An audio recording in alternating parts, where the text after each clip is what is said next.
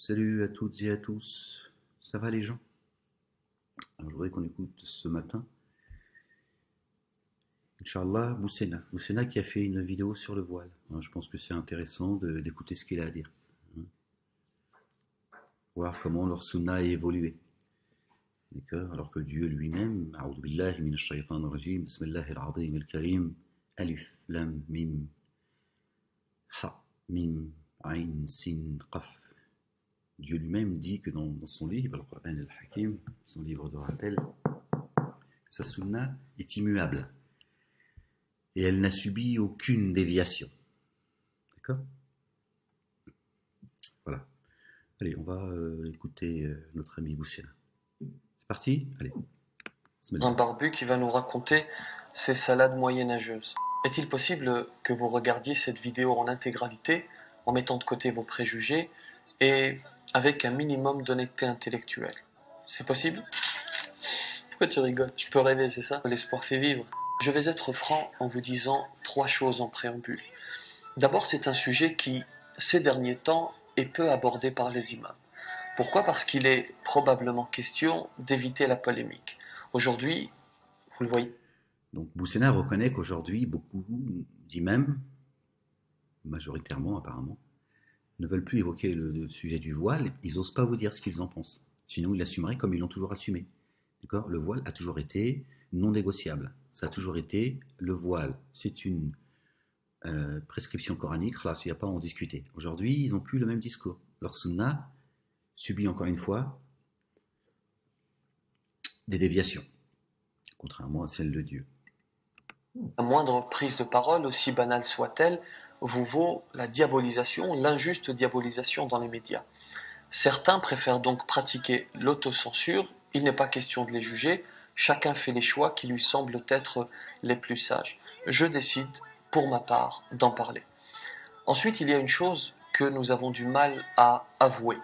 Vous me connaissez, j'essaie toujours autant que faire se peut d'être objectif, de rester objectif. Je dis donc ceci. Il y a des musulmanes qui portent le voile et elles savent précisément pourquoi. Elles le font donc par conviction. On aimerait bien les entendre, Boussena. On aimerait bien entendre ces femmes nous dire pourquoi elles le portent.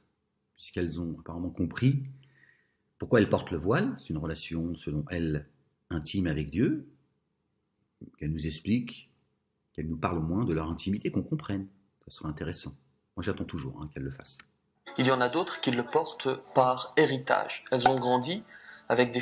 Par héritage, un effet de mode, par opposition, à force d'entendre les médias et tous ceux qui se pavanent sur les plateaux télé ou radio, s'en prennent à la femme voilée. Donc d'autres, voilà, par opposition, elles se mettent à le porter. Voilà.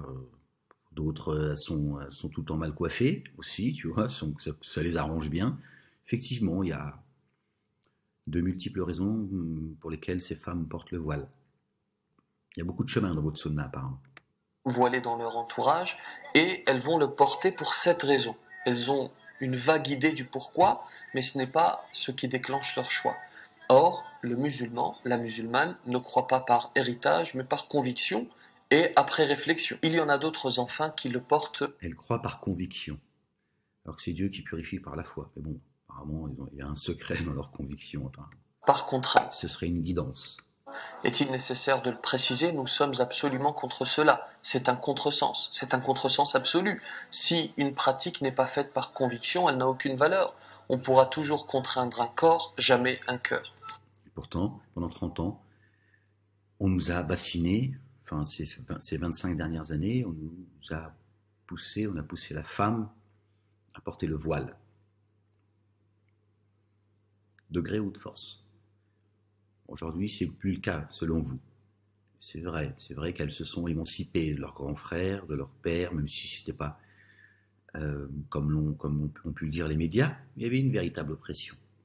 Aujourd'hui, ces femmes qui pensent ne pas être aliénées, portant le voile de leur propre chef, elles n'ont toujours pas compris qu'elles sont soumises à votre dogme, à votre sunna à vous. C'est une prescription religieuse et pas divine.